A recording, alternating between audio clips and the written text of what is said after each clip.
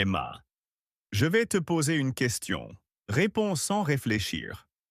D'accord? Quelqu'un s'approche de toi, sourit et te dit alors, qu'est-ce que tu prépares en ce moment? Qu'est-ce que tu ressens en premier? La panique. La poitrine qui se serre. Plus rien dans la tête. Exactement. Voici la vérité sur laquelle je veux commencer. La plupart des gens pensent que le problème, c'est le vocabulaire. Ils se disent, si j'avais plus de mots, je saurais répondre. C'est ce que j'ai toujours cru. Mais ce n'est pas ça, le problème. Le problème, ce n'est pas ton vocabulaire. Le problème, c'est que tu manques de clarté, que tu as peur ou que tu réfléchis trop. Tu pourrais avoir les mots parfaits dans la tête, tu bloquerais quand même. Parce que le vrai obstacle est à l'intérieur de toi. C'est inconfortable à entendre. Mais c'est vrai. J'ai déjà eu les mots. Je savais parfaitement quoi dire dans ma langue maternelle. Mais quand j'ouvre la bouche en français, rien. Rien. Et aujourd'hui, on ne va pas seulement t'apprendre de nouveaux mots. On va s'attaquer à ce qui se passe dans ta tête. On va t'aider à parler de tes objectifs avec clarté, sans peur, sans hésitation. Je suis Emma. Et moi, Georges. C'est parti! Georges, je dois être honnête. J'apprends le français depuis des années. Je peux lire des articles, regarder des films. Mais ça, parler de mes objectifs, c'est là que je craque à chaque fois. Montre-moi. Mettons-nous en situation. Tu es en entretien d'embauche.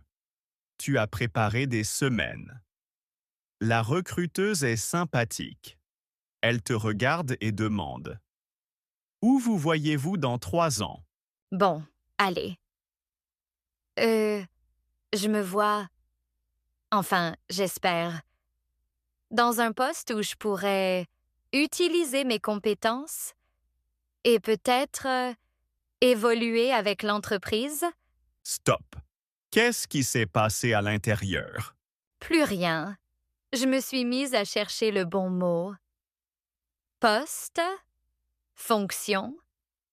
Est-ce que je dis j'espère ou est-ce que ça fait faible? Et puis j'ai dit quelque chose de prudent.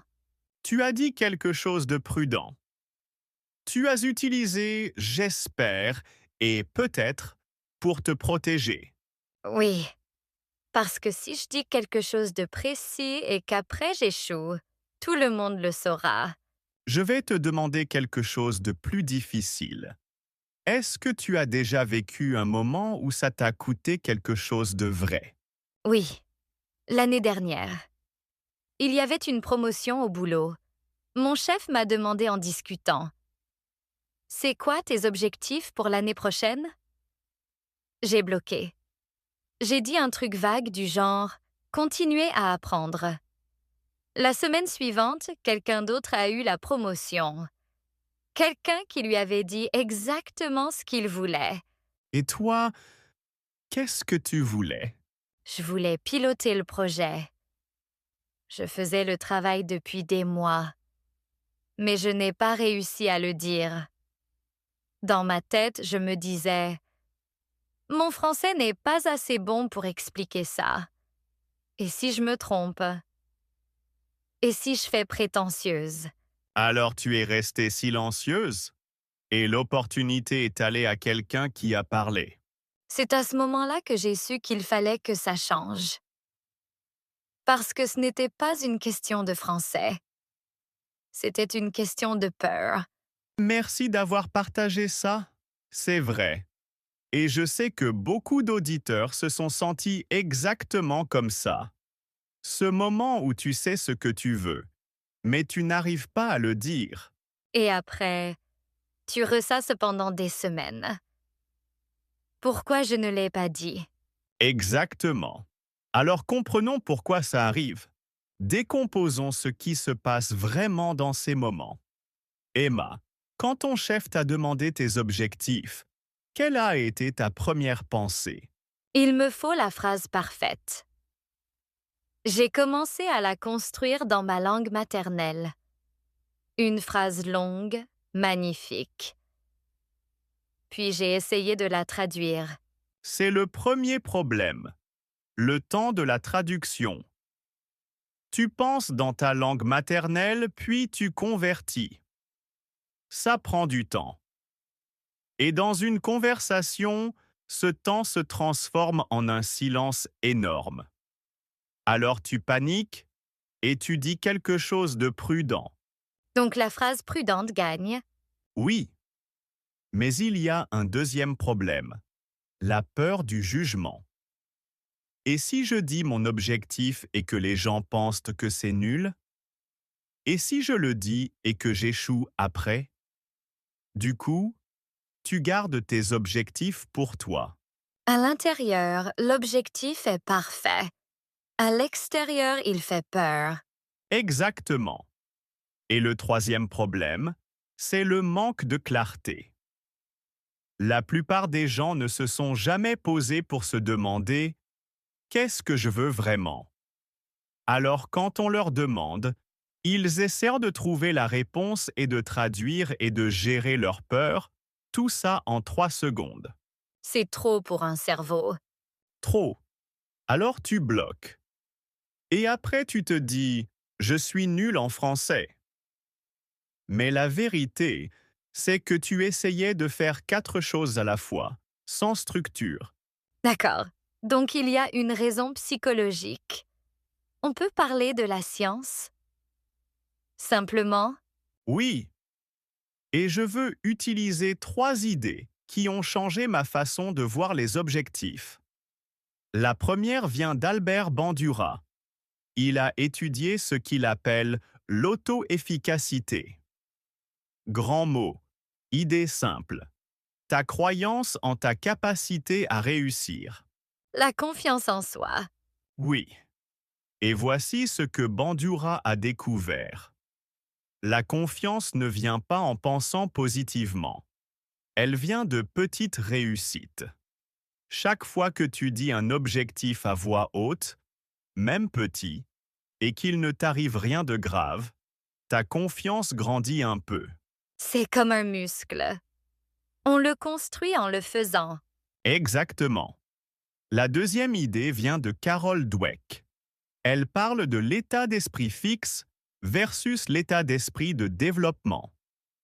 Fixe, c'est je ne suis pas doué pour parler de mes objectifs. C'est une étiquette. L'état d'esprit de développement, c'est j'apprends à parler de mes objectifs. Tu entends la différence? L'un est figé, l'autre est en progrès. Oui. Et quand tu utilises le langage du progrès, tu te donnes le droit d'être imparfait. Tu n'as pas besoin d'être parfait aujourd'hui. Tu as juste besoin de t'entraîner. Ça enlève tellement de pression. La troisième idée vient de James Clear. Il dit « Tu ne t'élèves pas à la hauteur de tes objectifs. Tu descends à la hauteur de tes systèmes. » Ça veut dire quoi? Avoir un grand objectif ne suffit pas. Il te faut un système quotidien.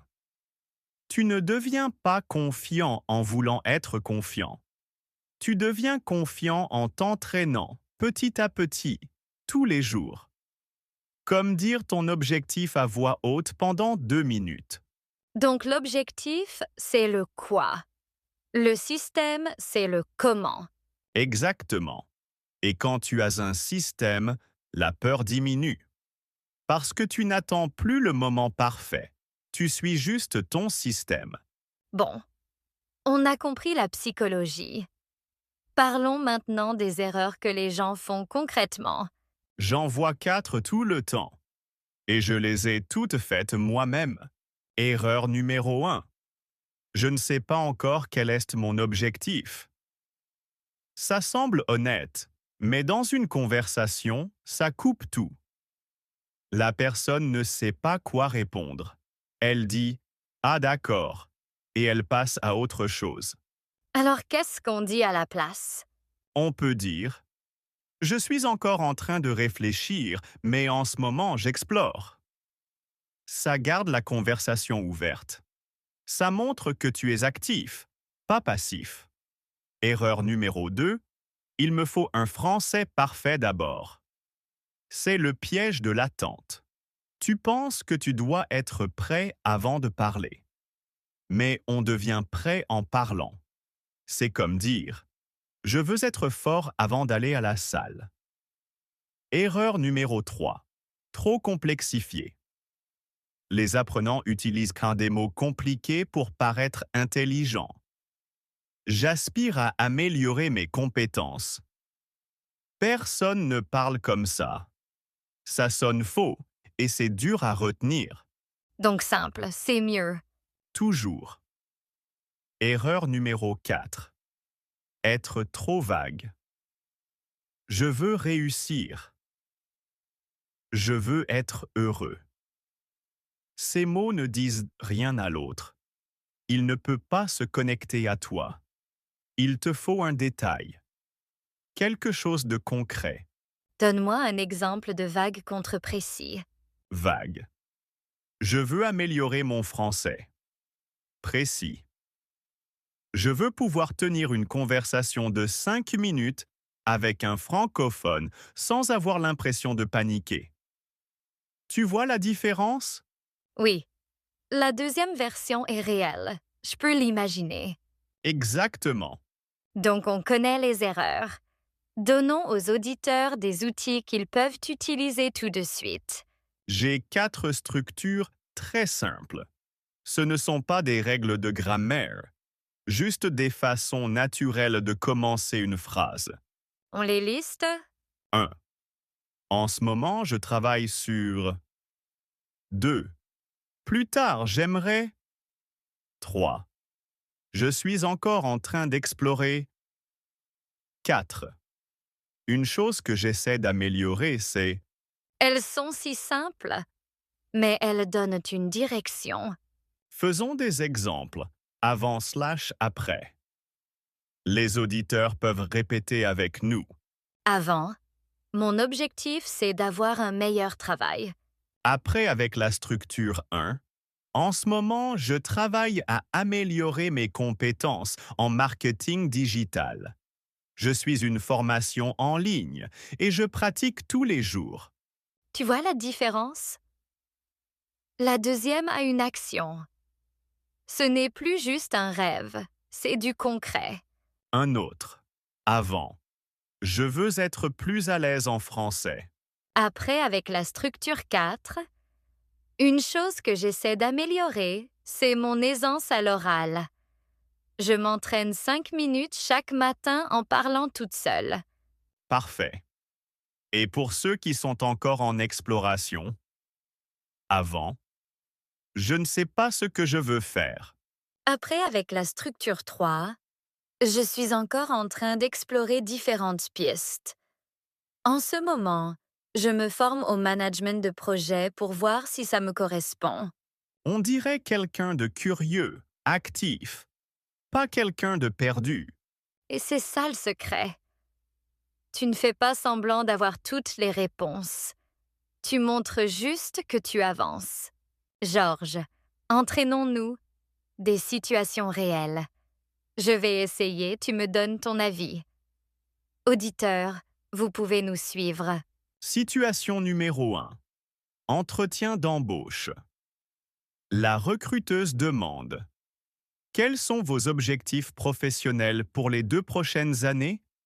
En ce moment, je travaille à développer mes compétences en gestion de projet. Je pilote une petite équipe dans mon poste actuel et j'apprends beaucoup. Plus tard, j'aimerais prendre plus de responsabilités, peut-être gérer des projets plus importants ou accompagner de nouveaux collaborateurs. Stop. C'était excellent. Tu as utilisé 2 structures. Tu as donné un maintenant et un plus tard. Tu n'as pas dit j'espère ou peut-être pour te protéger. Tu as eu l'air confiante. C'est le but. Quand tu as une structure, Tu n'as plus à penser à la grammaire. Tu remplis juste les blancs. Situation numéro 2. Discussion entre amis. Un copain au café demande: Alors, tu fais quoi en ce moment? Vas-y. Oh, une chose que j'essaie d'améliorer, c'est la cuisine. Je suis une formation en ligne. La semaine dernière, j'ai fait du pain. C'était pas terrible, mais je m'amuse. Parfait. C'est honnête, précis, et on s'identifie. Tu n'as pas dit «je veux devenir chef». Tu as dit ce que tu fais vraiment. C'est comme ça qu'on parle dans la vraie vie. D'accord, une dernière. Celle qui est dure pour moi. Un événement professionnel. Une personne importante me demande: C'est quoi ton focus en ce moment? C'est le moment où tu pourrais bloquer. Vas-y. Je suis encore en train d'explorer. J'ai travaillé quelques années dans la finance, mais je m'intéresse au secteur tech. En ce moment, je suis des cours de code le week-end pour voir si c'est un chemin que j'ai envie de prendre. C'est une réponse parfaite pour un événement pro. Tu es honnête sur l'incertitude, mais tu montres que tu agis. Les gens retiennent l'action. Ils vont se dire «Ah, c'est celle qui apprend à coder». C'est tellement mieux que de dire je ne sais pas et de partir. Exactement. Tu ne te caches pas. Tu te montres. On a les structures. Mais comment faire pour que ça devienne automatique? Pour passer de l'entraînement à la parole naturelle? Il te faut un système. Je l'appelle les 5 minutes pour parler de ses objectifs. 3 étapes simples. Détaillons. Étape 1. 2 minutes. Réfléchir. Assieds-toi sans téléphone. Pose-toi une question. Sur quoi est-ce que je travaille en ce moment? Ça peut être le travail, un hobby, un objectif personnel. Mets-toi au clair. Pas de français encore. Juste réfléchis. Étape 2. 2 minutes. Parler à voix haute. C'est l'étape la plus importante. Dis-le à voix haute. Utilise les structures. En ce moment, je travaille sur... Dis-le à ton miroir, à ton mur, à ton chien. Il faut que tu t'entendes dire les mots. Ça construit le chemin dans ton cerveau. Étape 3. 1 minute, faire le point. Comment tu t'es senti? Tu as hésité? Où? Quel mot t'a bloqué? Note-le. Cherche-le. Demain, tu recommences. 5 minutes, c'est tout. C'est tout. Mais si tu fais ça tous les jours pendant 1 mois, tu ne bloqueras plus jamais quand on te posera la question. Parce que tu auras déjà dit ta réponse à voix haute 30 fois. Elle sera en toi. Et au moment venu, tu ne crées pas, tu te souviens. Exactement. Tu n'es pas en train de jouer un rôle. Tu parles. Tu as cité James Clear tout à l'heure. Sa citation sur les systèmes et les objectifs. Tu peux la répéter? Tu ne t'élèves pas à la hauteur de tes objectifs. Tu descends à la hauteur de tes systèmes. Concrètement, ça veut dire ne te contente pas de dire je veux parler avec confiance. Crée le système. 5 minutes par jour. Voilà le système. Donc le système nous protège de notre propre irrégularité. Oui, Tony Robbins dit quelque chose de semblable. Fixer un objectif n'est pas l'essentiel. L'essentiel, c'est de décider comment tu vas l'atteindre et de t'y tenir. Donc l'objectif donne la direction. Le système, c'est l'action quotidienne. Exactement. Et celle-ci est importante. Victor Frankl a dit « Ceux qui ont un pourquoi pour vivre peuvent supporter presque n'importe quel comment ». Quand tu apprends le français, tu te concentres souvent sur le comment, la grammaire, le vocabulaire, la prononciation. Mais le pourquoi, c'est ton objectif. Pourquoi tu fais ça? Pour échanger avec des gens? Pour obtenir un travail que tu aimes? Pour voyager? Quand tu te rappelles ton pourquoi, les moments difficiles deviennent plus faciles. Donc, quand on parle de nos objectifs, on parle en fait de notre pourquoi. Oui, et c'est pour ça que c'est si important. Parce que quand tu partages ton pourquoi, tu ne donnes pas seulement une information, tu partages qui tu es. Georges, on a couvert beaucoup de choses. La psychologie, les structures, les mises en pratique, le système. Quel est le message final? Le message final, c'est tu n'as pas besoin d'un français parfait pour parler de tes objectifs. Tu n'as pas besoin d'un français parfait. Tu as besoin de deux choses, de la clarté et du courage. La clarté sur ce que tu veux vraiment. Pas sur ce que tu penses devoir vouloir, mais ce que toi tu veux. Et le courage de le dire simplement, sans trop réfléchir, sans traduire, sans attendre d'être prêt. Parce qu'on ne se sent jamais complètement prêt. Jamais. Mais voilà la chose. Au moment où tu dis ton objectif à voix haute, même avec des fautes, même avec un accent, même avec des mots simples, tu as gagné. Parce que tu as arrêté de te cacher. Tu es entré dans la conversation. Et tu donnes aux autres la permission de partager leurs objectifs aussi. Oui, ça crée du lien, des opportunités. Et ça construit ta confiance, un petit moment à la fois. Alors voici le défi pour les auditeurs. À partir d'aujourd'hui, 5 minutes. Une structure, dis-la à voix haute. Tous les jours, pendant une semaine. Et si tu as peur, c'est normal. Ça veut juste dire que ça compte pour toi. Et c'est tout pour l'épisode d'aujourd'hui. Merci beaucoup d'avoir écouté. Si vous avez aimé cet épisode et appris quelque chose de nouveau, n'oubliez pas d'appuyer sur le bouton like et de vous abonner à la chaîne. Votre soutien nous aide à créer des leçons encore plus utiles pour vous. Restez motivés, continuez à pratiquer et on se retrouve dans le prochain épisode. À bientôt!